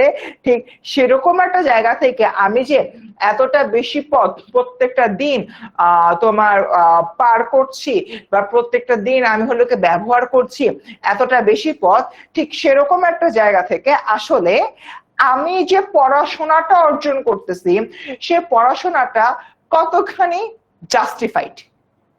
মানে আমাকে বুঝাও, স্কুল বা কলেজ দূরে হলে কিন্তু অনেক প্যারা হয়, এবং তখন আসলে যাতায়াতটাই আমাদের কাছে মুখ্য হয়ে ওঠে, এবং যাতায়াতটা যে মুখ্য হয়ে ওঠে সেই বিষয়টা এখানে মূলত বলা হচ্ছে। ওকে, গেল।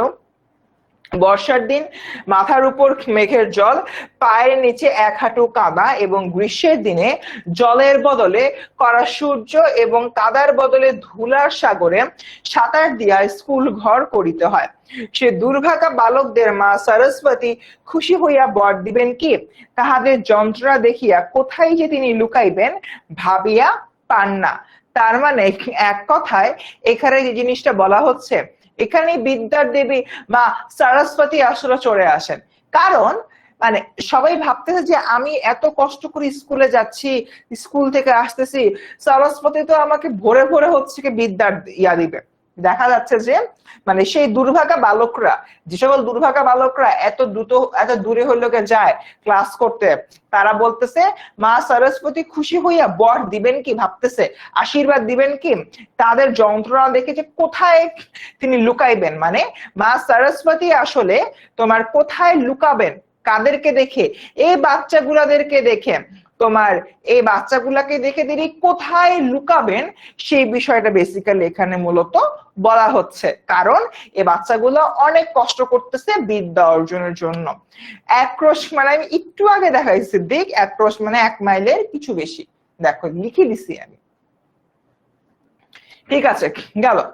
এরপরে হচ্ছে দেখি, তারপরে এই কৃতবিদ্য শিশুর দল বড় হইয়া একদিন গ্রামেই বসুন আর ক্ষুধার জ্বালায় অন্যত্রই যান, তাদের 4 ক্রোশ হাঁটার বিদ্যার তেজ আত্মপ্রকাশ করিবেই করিবে।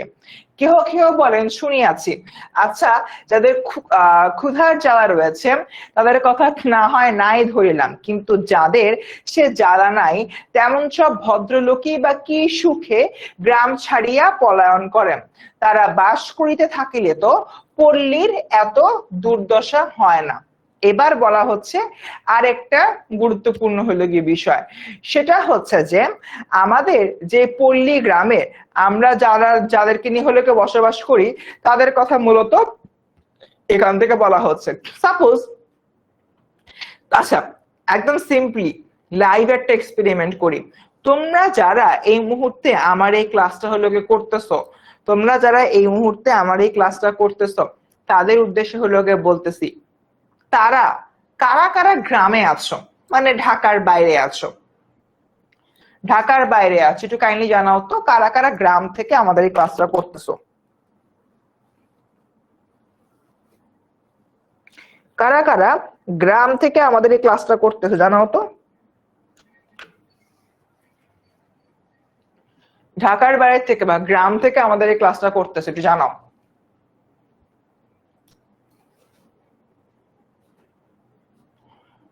কারা কারা ঢাকার বাইরে থেকে বা গ্রাম থেকে আমাদের এই ক্লাসটা করতেছো। ওকে, তানহা আছো, বর্ণ আছো, নাহিয়ান আছো।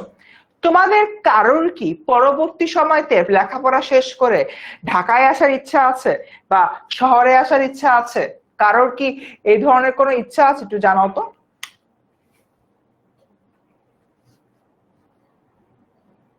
কারোর কি পরবর্তী ঢাকায় আসার ইচ্ছা আছে যে আমি এরপর ঢাকায় আসবো, ঢাকায় এসে সেটেল হয়ে যাব বা দেশের বাইরেই চলে যাব? জাস্ট এই কথাটা বলো, মানে এই জিনিসটার সাথেই বেসিক্যালি এখানে মূলত পরবর্তীতে লিঙ্ক আপ হবে। জাস্ট যদি ইচ্ছা থাকে বলছে হ্যাঁ ভাইয়া ইচ্ছা আছে। কারোর কি এই ধরনের ইচ্ছা আছে? আর একটু কমেন্টটা পড়তে আগায় আসি। সাইমা বলতেছে ওর আছে।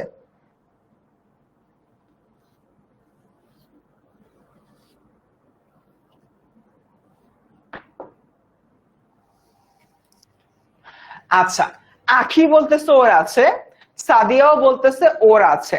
এবার তোমাদেরকে আমি একটা কথা বলি, তোমরা শিক্ষিত হইলা গ্রামে, গ্রামে শিক্ষিত হয়ে নিজের লাইফটাকে ডেভেলপ করে তোমরা কি করলা? শহরে চলে আসলা। এবার তোমরা একবার একটু চিন্তা করো, এখানে কবি বলতেছেন যদি গ্রামের এই শিক্ষিত মানুষগুলা গ্রাম থেকে শহরে না এসে গ্রামেই থাকতো, গ্রামগুলোতে শিক্ষার আলো পৌঁছানোর জন্য কাজ করত এবং গ্রামের মানুষদেরকে বুঝাতো যে প্রত্যেকটা গ্রামে অ্যাটলিস্ট একটা বা দুইটা বা তিনটা করে স্কুল কলেজের প্রয়োজনীয়তা রয়েছে, তাহলে গ্রামের এই মানুষদের আসলে অত দূরে প্রায় 8 মাইল পার করে রোজ স্কুল কলেজে যাওয়া আসা করা লাগতো না। এটাই বেসিক্যালি এখানে বলা হচ্ছে। কিন্তু গ্রামের মানুষদের দারিদ্রতা, তাদের ক্ষুধার জ্বালা, এই সকল যে বিষয়গুলো রয়েছে এগুলোর কারণে তারা অ্যাকচুয়ালি কি করে, তারা আসলে গ্রাম ছেড়ে শহরে চলে আসে। কবি বলছেন যাদের হলো কি এই ধরনের দারিদ্রগত সমস্যা নাই তারা তো আসলে গ্রাম ছেড়ে পলায়ন করা উচিত না, গ্রাম ছেড়ে তাদের শহরে যাওয়ার আসলে কোনো কারণ আমি দেখি না, বরঞ্চ তাদের উচিত হবে গ্রামে থাকা, গ্রামের মানুষদের কাজ করা। ঠিক আছে, ওকে। এরপর যদি হলো গিয়ে আমি এখান থেকে হলো গিয়ে দেখি, আমাদের এই জায়গা থেকে কি দেখানো হচ্ছে যে আমাদের যে 4 ক্রোশ হাঁটার জ্বালায় অনেক ভদ্রলোক কি করতেছে, গ্রাম ছেড়ে চলে যাচ্ছে। তার আগে আরেকটা গুরুত্বপূর্ণ জিনিস যেটা অ্যাডমিশনে আসে, ম্যালেরিয়ার কথাটা না পারিলাম। গ্রামের এক ধরনের মহামারী হচ্ছে তোমার ম্যালেরিয়া। গ্রামের মানুষজন দুটো কারণে গ্রাম ছাড়ে। এক হচ্ছে তোমার ম্যালেরিয়া ম্যালেরিয়া এবং হচ্ছে কি দুই, তোমার কি দুই হচ্ছে আমাদের গ্রামের স্কুল কলেজ অনেক বেশি দূরে, এখানে বাচ্চাদেরকে রেখে পড়াশোনা করা যাবে না সেটা। তার মানে দুটো কারণের মধ্যে দ্বিতীয় কারণটা অনেক বেশি প্রকট হয়ে যাচ্ছে, কারণ ম্যালেরিয়া সবসময় না আসলেও দ্বিতীয় কারণটা সবসময় মানুষ জীবনে ঘুরে থাকতেছে। তারপরও ছেলের মধ্যে পড়াশোনা শেষ হইলো, শহরের সুখ সুবিধা নিয়ে বা রুচি নিয়ে তারা গ্রামে ফিরে আসে না, এবং এটা হলো আজকালকার মানুষরা ভালো চোখেও দেখে না। ঠিক আছে, এরপর দেখি স্কুলে যায় 2 ক্রোশের মধ্যে, তো 2-3খানা গ্রাম পার হইতে হয়। তার মানে স্কুলে যাওয়ার সময় লেখকদের 2-3 খাতা গ্রাম পার হইতে হয়। এবং আমাদের প্রত্যেকের, তোমরা কি একটু কমেন্ট সেকশনে দ্রুততার সাথে বলতে পারবা তোমাদের বাসা থেকে কলেজে যাওয়ার সময় তোমরা ইউজুয়ালি কি কি দেখো? আমি যেরকম, আমার বাসা ছিল মতিঝিলে আগে, আর আমার কলেজ ছিল ক্যান্টনমেন্টের ভিতরে Adamjee cantonment college. So basically বুঝতে পারতেছে আমি একজন আদমজিয়ান, এইচএসসি আমি আদমজি থেকে দিছি। আমার কলেজ থেকে আদমজিতে আসার পথে কয়েকটা রুট পার হইতে হইতো। নাম্বার 1 শাহবাগ পার হইতে হইতো, এরপর ফার্মগেট পার হইতে হইতো, বিজয় সরণি পার হইতে হইতো, ঢাকা ক্যান্টনমেন্টের ভিতরে ঢুকতে হইতো, তারপর হচ্ছে কলেজ। যদি কোনো কারণে হচ্ছে গিয়ে আমি কোনোদিন জ্যামে পড়তাম, আমার কলেজ অনেক লেট হয়ে যেত। তার মানে আমার বাসা থেকে আমার কলেজ পর্যন্ত যাইতে এই জায়গাগুলো দেখা লাগতো, এবং নানান রকমের বিষয় দিয়ে আমি দেখতাম। কখনো দেখলাম জ্যাম লাগছে, কখনো দেখতাম মারামারি লাগছে, কখনো দেখতাম যে তোমার ভিআইপি মুভমেন্ট হচ্ছে, আমার বাস আটকায় আছে, ম্যাসাকার একটা অবস্থা। এই যেরকম অমিয় সরকার ওর বাসা থেকে কলেজে যেতে গ্রাম বাজার স্কুল এগুলো দেখে, ঠিক একইভাবে বইয়ের এই পার্টটাতে তোমার এই লেখক এবং লেখকের যে বন্ধুরা রয়েছে তারা যখন স্কুলে যায়, স্কুলে যাইতে অ্যাকচুয়ালি কোন কোন দৃশ্যগুলা দেখে সেগুলো বর্ণনা করছে। কেউ বইচি দেখে, কেউ কাঁঠাল দেখে, কেউ রম্বার কাঁদি দেখে, ইত্যাদি ইত্যাদি। তাই এরকম একটা জায়গা থেকে এখানে মূলত কয়েকটা গুরুত্বপূর্ণ বিষয়ে কথা বলা হয়েছে। দেখো, একজন স্টুডেন্ট, আমি আমার কথাই বলি, আমার কথার সাথে স্লাইডের এই লাইনটার বেশ হলো কি মিল রয়েছে। তোমরা আমাকে ছোট্ট একটা হেল্প করতে পারবা? হেল্পটা হচ্ছে শুধুমাত্র এই যে স্লাইডটা রয়েছে, এই স্লাইডটা একবার রিভাইজ করো, জাস্ট একবার রিভাইজ করো। তারপর আমি হচ্ছে গিয়ে আমার একটা এক্সপিরিয়েন্স বলবো, স্লাইডটা শেষ হয়ে যাবে। একবার জাস্ট বাচ্চারা একটাবার রিভাইজ করে বলো যে ভাইয়া ডান। রিভাইজ করো, তারপর বলো ভাইয়া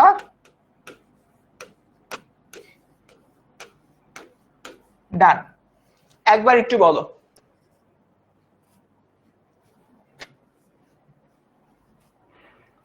সবাই একটু রিভাইজ করো স্লাইডটা রিভাইজ করো।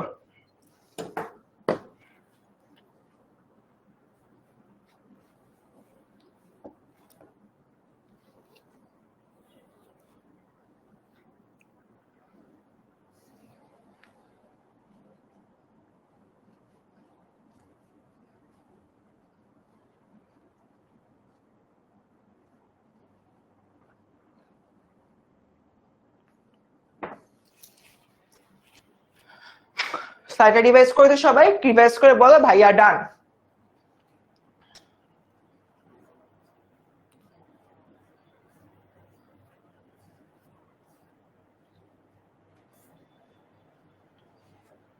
ডান, ওকে, সবাই ডান বলতেছো।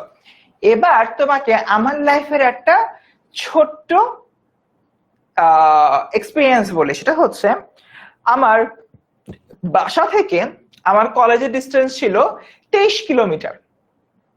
ওকে, সো আমার কলেজের ক্লাস শুরু হইতো আদমজিতে 7টা 10-এ, বেসিক্যালি 6টা 50-এর মধ্যে কলেজ থাকতে হতো, ঠিক 7টায় হচ্ছে তোমার অ্যাসেম্বলি, 7টা 10-এ হচ্ছে ক্লাস শুরু। ওকে, সো এই যে এরকম যে টাইম ফ্রেমটা, আমার বাসার থেকে বের হইতে হইতো 5টা 50-এ ভোরবেলা, 6টা 10-এ একটা বাস আসতো, ওই বাসটাতে করে আমার হচ্ছে যেতে হতো আদমজিতে।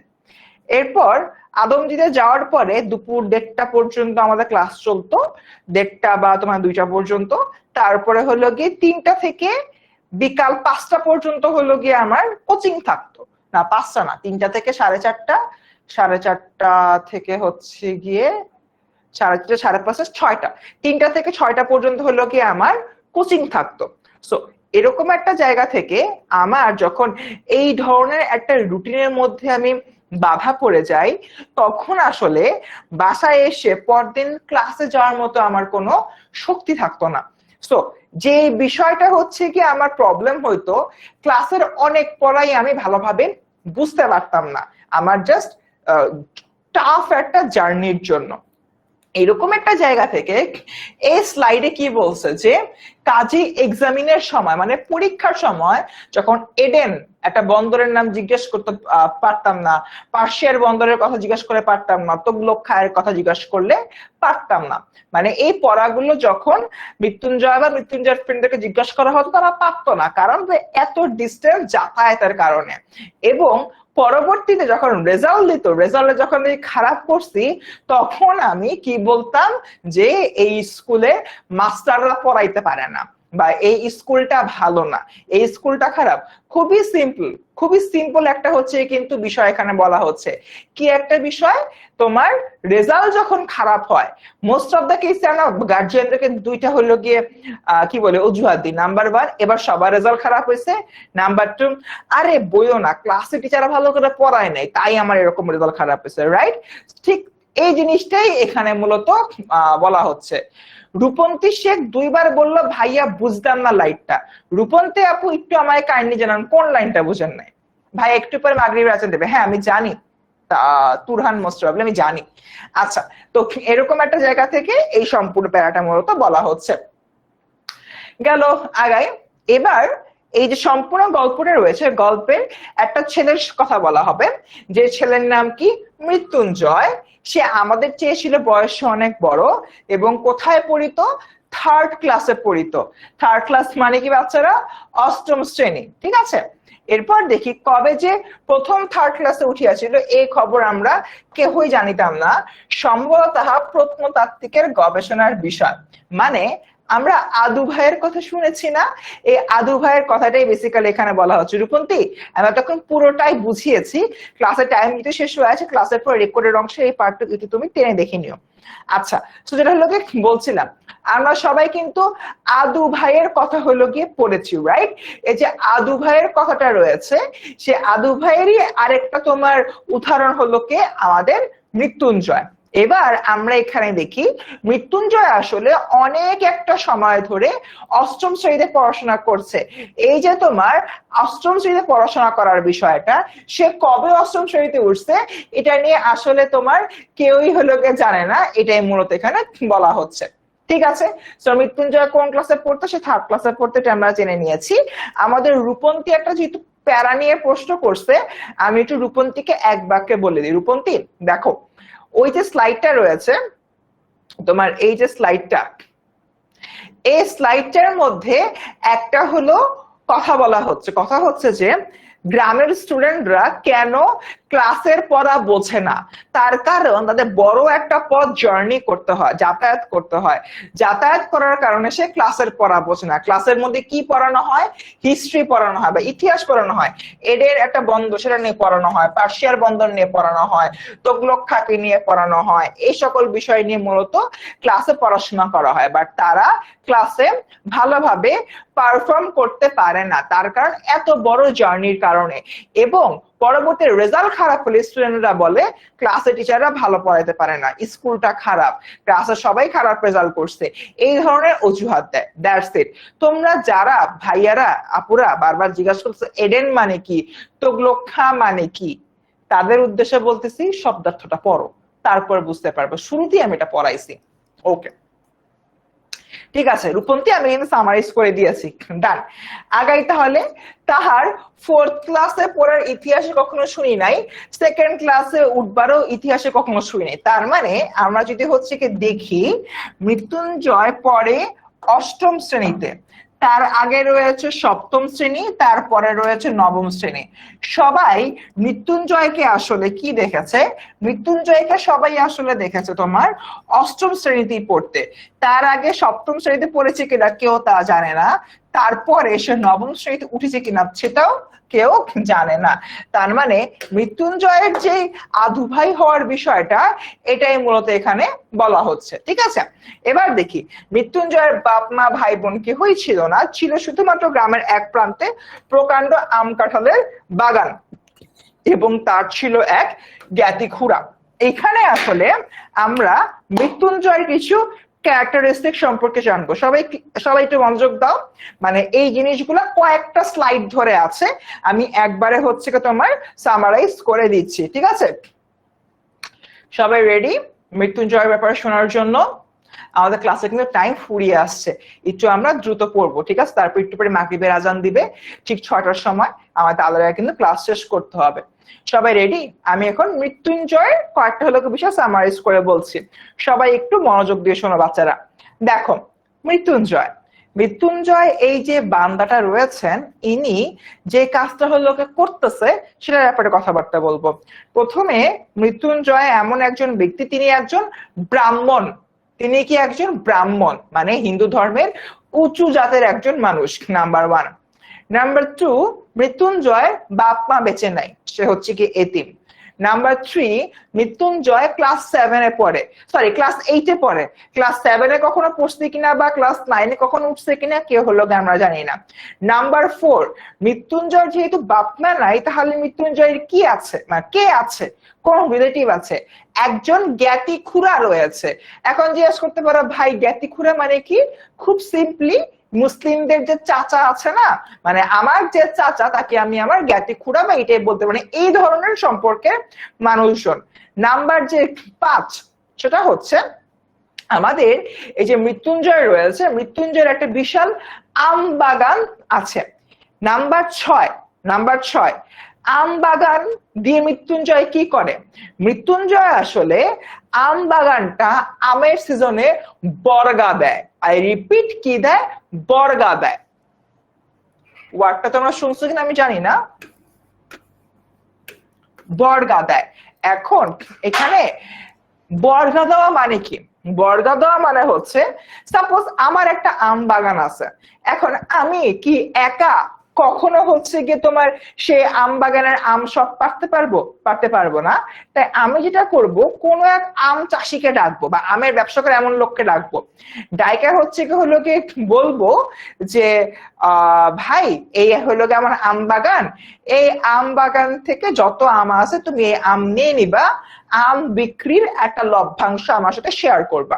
সো ধরে নিলাম আমার আম বাগান থেকে 50 কেজি আম হচ্ছে গিয়ে পাওয়া যায়, বা 50 কেজি আম হলো গিয়ে পাওয়া যায়। 50 কেজি আমের মধ্যে সাপোজ প্রতি কেজি আমের দাম 2 টাকা, তাহলে 50 কেজি আমের দাম হবে কত? 50 কেজি আমের দাম হবে কি 100 টাকা। মৃত্যুঞ্জয় বলবে এই যে আমার যে আম বাগানটা রয়েছে, আমি আম বাগানটা দিলাম, তুমি যে লাভ করতেছো, সাপোজ তুমি হচ্ছে গিয়ে 100 টাকা যে হলো কে পাচ্ছ, সে 100 টাকার মধ্যে 60 টাকা তোমার, 40 টাকা আমার, 60-40 ডিভাইড হবে। তার মানে দেখো আম বাগান আমার, বাট আম পাড়া থেকে শুরু করে আম ফলানো এই কাজগুলো আমি করতেছি না, করতেছে অন্য একজন লোক, এবং তাকে লাভের টাকার কিছু অংশ দিয়ে দিচ্ছি। মৃত্যুঞ্জয় সাপোজ 40 টাকা পাচ্ছে, আর আম বাগানে যে হলো কাজ করতে তারা 60 টাকা পাচ্ছে। এই যে অন্য একজন থার্ড পার্টিকে আমরা হচ্ছে কি আমের বাগানটা দিয়ে দিলাম, বা আমের বাগানের মালিকানা আমার থাকলো, সেটা হচ্ছে কি তোমার বর্গা দেওয়া। ঠিক আছে, বর্গা দেওয়া বা বাগি দেওয়া, যেটাই বুঝো না কেন, বুঝছো কিন্তু কাইন্ডলি কমেন্টে জানাও। এটা ছিল নাম্বার 6 ইনফরমেশন।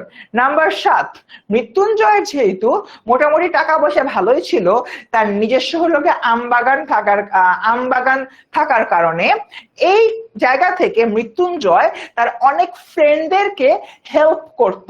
ফ্রেন্ডদেরকে সাপোজ হলো গিয়ে আমি মৃত্যুঞ্জয়ের বন্ধু, মৃত্যুঞ্জয়ের কাছে গেলাম, গিয়ে বললাম মৃত্যুঞ্জয় ভাই আমার কাছে টাকা পয়সার খুব অভাব আছে, আমি তো খাতাপত্র কিনতে পারতেছি না, আমার একটু খাতাপত্র হচ্ছে কি কেনার টাকা পয়সা দাও। মৃত্যুঞ্জয় বলবে আরে আমার বন্ধু, তোমার খাতাপত্র না টাকা পয়সা নেই, এই নাও তোমাকে আমি 50 টাকা দিয়ে দিলাম, নাও তুমি খাতাপত্র কিনো।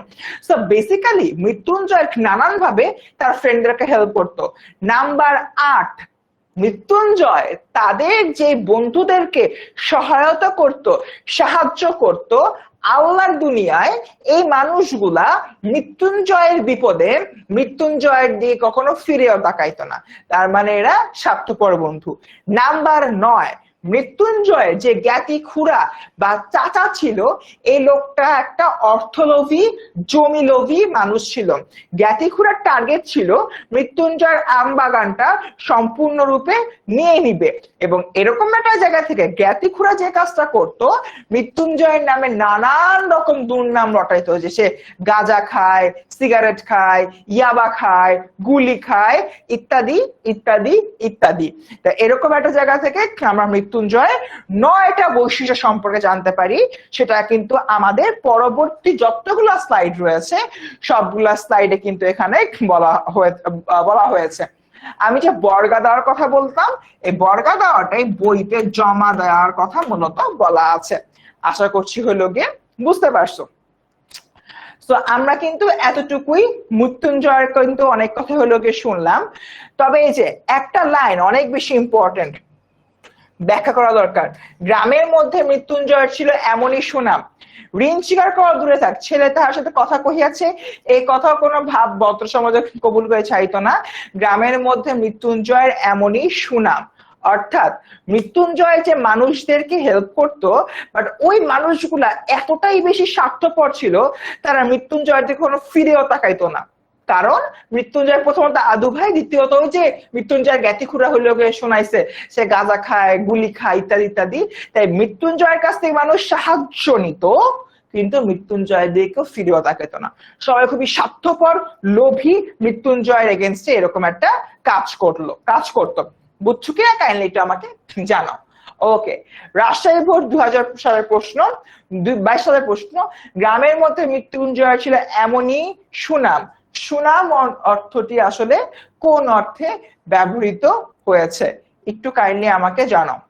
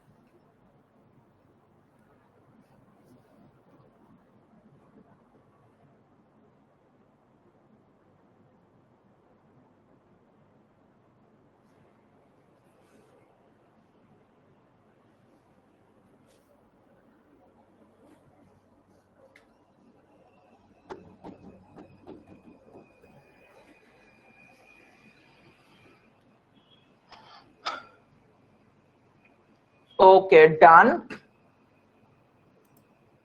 ঠিক আছে। সো আই থিঙ্ক তোমরা সবাই এই কুইজটার অ্যান্সার পেয়ে গিয়েছো। অ্যান্সারটা কি আমি একটু দেখিয়ে দিই। ওকে, দুর্নাম, ঠিক আছে, সঠিক অ্যান্সার হচ্ছে কি দুর্নাম।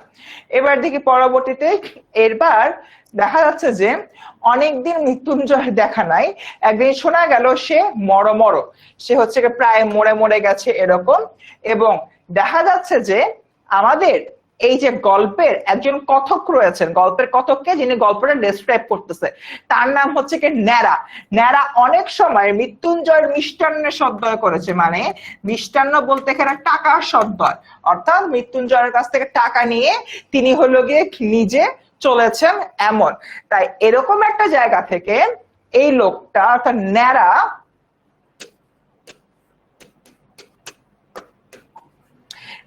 মৃত্যুঞ্জয়কে দেখতে মৃত্যুঞ্জয়ের বাড়িতে যায়। ওকে, একটা কথা বলেছে ভাইয়া ডি কেন হলো, আগে যে এমসিকিউটা রয়েছে সুনাম, এখানে আসলে তোমার দুর্নাম অর্থে ব্যবহার করা হয়েছে। আমি যে ক্লাসে যে আমি পড়াই এবং তোমরা অনেকেই, সাদিয়া আক্তার বলছো শেষ করেন প্লিজ, আমার টাইম হলে আমি শেষ করব, তোমার না থাকতে ইচ্ছা করে বের হয়ে যেতে পারো। ক্লাসে যে আমি পড়াচ্ছিলাম আমি কিন্তু বলতেছিলাম কেন হচ্ছে কি সুনামটা ব্যঙ্গার্থে ব্যবহার করা হয়েছে, তার কারণ মৃত্যুঞ্জয় হচ্ছে গাঁজা খায়, মৃত্যুঞ্জয় আদু ভাই, এই বিষয়গুলো মানুষগুলো নেতিবাচক ভাবে দেখতো। ঠিক আছে, এই জন্য বেসিক্যালি ডি। এবং এই যে কথাগুলো এগুলো হলো কি সুনাম হিসাবে বলা হচ্ছে, বাট ব্যঙ্গ অর্থে। ঠিক আছে, এই সুনামটা মূলত ব্যঙ্গ করে বলা হয়েছে। ওকে, ডান। তো আগাই আমরা সামনের দিকে। সো আমাদের ন্যাড়া পোড়ো বাড়িতে গেল, সে পোড়ো বাড়িতে প্রাচীর টাচীর কিছু নাই, স্বচ্ছন্দে সে হলো ভিতরে ঢুকে গেল এবং ভিতরে ঢুকে দেখে যে একটা উজ্জ্বল প্রদীপ চলছে, মৃত্যুঞ্জয় শুয়ে আছে। বাস্তবিক যমরাজ শ্রেষ্ঠরা কিছু ত্রুটি করেন নাই, তবে শেষ পর্যন্ত সুবিধা করে উঠতে পারেন নাই, সে কেবল ওই মেয়েটির জোরে। মানে কোন মেয়েটি? বিলাসী। ঠিক আছে, কোন মেয়েটি? এখানে হচ্ছে কি তোমার বিলাসীর কথা মূলত বলা হচ্ছে। আচ্ছা, এবার যদি হচ্ছে কি আমি তোমাদেরকে বলি, বেসিক্যালি যমরাজ যিনি হলো কি মৃত্যুর দেবতা রয়েছেন, মৃত্যুর দেবতা আসলে আমাদের মৃত্যুঞ্জয়কে মেরে ফেলতেই চেয়েছিল, কিন্তু বিলাসী মৃত্যুঞ্জয়কে এমনই সেবা শুশ্রূষা করেছে, সেটার কারণে সেই মৃত্যুঞ্জয় আসলে বেঁচে গিয়েছে। তবে এই যে বিলাসী রয়েছে, বিলাসীর চেহারা দেখে তার বয়স 18 নাকি 28, 18 নাকি 28, সেই বিষয়টা কিন্তু আসলে তোমার একটু কনফিউজ। কারণ বিলাসী আসলে মৃত্যুঞ্জয়কে সেবা করতে করতে করতে করতে তার নিজের বয়স বেড়ে গেছে, সে আসলে ক্লান্ত পরিশ্রান্ত, এটাই মতো এখানে বলা হচ্ছে। মুখের দিকে চাহিয়া মাত্র টের পেলাম, বয়স যাই হোক, খাটিয়া খাটিয়া রাত জাগিয়া তার শরীরে আর কিছু নাই। তার মানে মৃত্যুঞ্জয়ের যে সে অনেক কষ্ট করেছে, এই বিষয়টার মধ্যে বলা হচ্ছে। কুখ্যাতি মারা হচ্ছে কি তোমার দুর্নাম বা খারাপ খ্যাতি রয়েছে এরকম। ঠিক আছে, মেয়েটা ঘাড় হেট করে দাঁড়ায় রইলো। মৃত্যুঞ্জয় দুই চারিটি কথা যাহা করে তাহার মর্ম যে প্রায় 1.5 মাস ধরে সে হচ্ছে শয্যাগত, তন্মধ্যে 10-15 দিন অজ্ঞান অচৈতন্য, মানে 10-15 দিন সে সেন্সলেস হলো গিয়ে ছিল। এবং এরকম একটা যে জায়গা থেকে যদি হলো চিন্তা করি, এই কয়েকদিন হলো সে লোক চিনিতে পারিতেছে, এবং যদিও এখনো সে বিছানা ছেড়ে উঠতে পারি না, কিন্তু তার ভয় নাই। তার মানে আমাদের যে মৃত্যুঞ্জয় রয়েছে, মৃত্যুঞ্জয় আসলে খুবই একটা খারাপ পরিস্থিতির মধ্য দিয়ে যাচ্ছে, এবং সেই যে একটা খারাপ পরিস্থিতির মধ্য দিয়ে যাচ্ছে, সেই বিষয়টা আসলে আমাদের বুঝতে হবে, নাম্বার 1।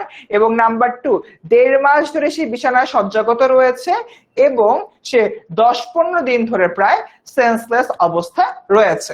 গেল। তারপর হচ্ছে কি দেখি, ভয় থাকুক বা ভয় নাই থাকুক, মৃত্যুঞ্জয়কে এই গভীর বনের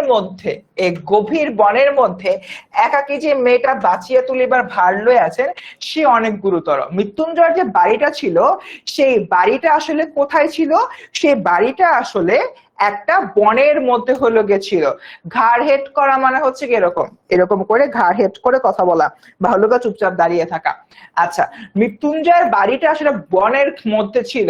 এই যে তোমার বনের মধ্যে থাকার বিষয়টা, এটা এখানে মূলত বলা হচ্ছে। এবং এত গভীর বনের মধ্যে একটা বাড়ি থাকা, এবং সে বাড়িতে একা একটা মেয়ে, একা একজন হলো গিয়ে ছেলেকে বা পুরুষ মানুষকে সেবা শুশ্রূষা করবে, তার যে তোমার ভয় লাগার একটা বিষয় রয়েছে, সেটা মূলত এখানে বলা হচ্ছে। এবং এটা আসলে অনেক বড় সাহসের কাজ, এটাই আসলে কথাটি এখানে বলা হচ্ছে। তো মোটামুটি এতটুকুই। লাস্টে যে কথাটা বলবো, যখন আমাদের ন্যাড়া ফেরার সময় হয়েছে, ন্যাড়া যখন হচ্ছে তার বাড়িতে চলে আসতে নেয়, তখন তার ন্যাড়ার সামনে একটা প্রদীপ বা ছোট্ট একটা ল্যাম্প নিয়ে আমাদের যেই তোমার বিলাসী রয়েছে, বিলাসীর লোকে চলে আসে। এবং সেখানে সে আসলে আসার পরে যখন ন্যাড়া বিলাসীর কাজে হইলো গিয়ে আসছিল, বিলাসীর মৃত্যুঞ্জয়কে দেখতে আসছিল, ততক্ষণ বিলাসী ন্যাড়ার সাথে কিন্তু কোনো কথা বলে নাই। কিন্তু ন্যাড়া যখন হচ্ছে চলে যেতে নেয়, সে চলে যাবার সময় সে আসলে জিজ্ঞেস করে, রাস্তা পর্যন্ত তোমাকে এগিয়ে আসবো কি?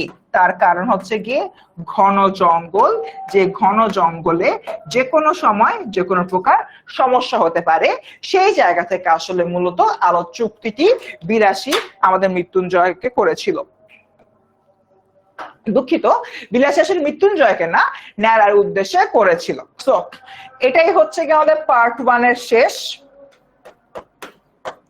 আমাদের নেক্সট ক্লাস হবে আগামী বৃহস্পতিবার, সেইখানে আমরা বাকি জিনিসগুলো হলো গিয়ে দেখবো। ঠিক আছে?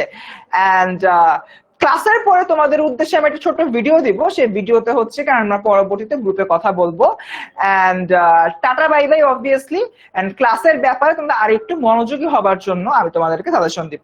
দেখা হবে পরের ক্লাসে। আসসালামু আলাইকুম।